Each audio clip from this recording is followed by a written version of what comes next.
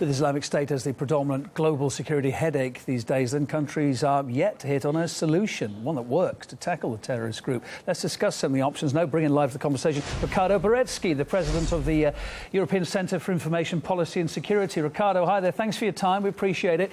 Well, straight to the chase. Is enough being done, do you think, to counter ISIL's recruitment campaign? Well, I think, first of all, the ISIL issuing a campaign of ISIS is in a very serious situation. It's alarming. The growing campaign of ISIL, of course, against certain parts of the West and also even parts from Asian countries needs to be paid serious attention to at the moment. Yes. It's been ISIL, of course, as it goes along, appears to be getting cleverer and cleverer. For instance, they've been exploiting instability in conflicts in the region, in Syria, in Iraq, in Yemen, in Libya. How central is resolving those conflicts first before going on to try to deal with ISIL?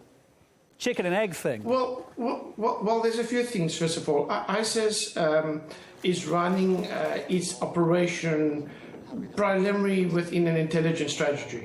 So the way they target the different environments is very well thought through. It's not randomly picked. A few months ago, the ISIL warned that this is a strong potential development that ISIL has acquired advanced capability when it comes to the intelligence services. And I think that one must not be confused about the capability that they have. They certainly demonstrated some dangerous and very daring capability that certainly should be on the radar of many international organizations at this moment. And of course, so many facets to fighting ISIL, so many maybe reasons behind it. Some of the parties involved, of course, have been accused of having hidden agendas. For instance, Washington wants to topple Assad, Turkey wants to take out the Kurdish militants.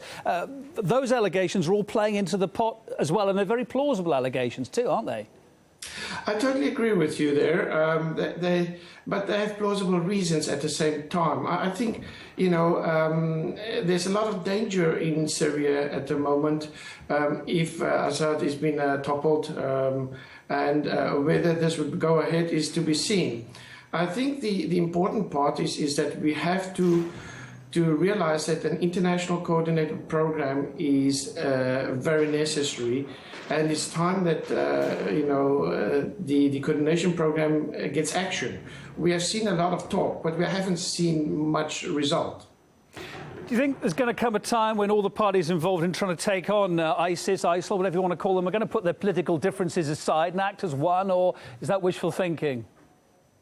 Well, I think it's a borders on a bit of a wishful thinking, to be honest. The problem is that with the international community, the integration of intelligence services is not coordinated. After the arrival of terrorism, of course, this has become more and more of a problem.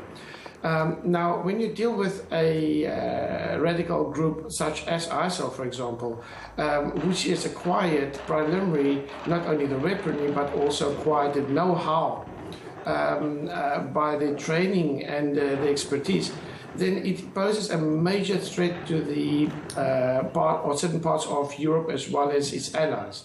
And I think that this should definitely not be underestimated. I think we are witnessing only the beginning of this particular problem.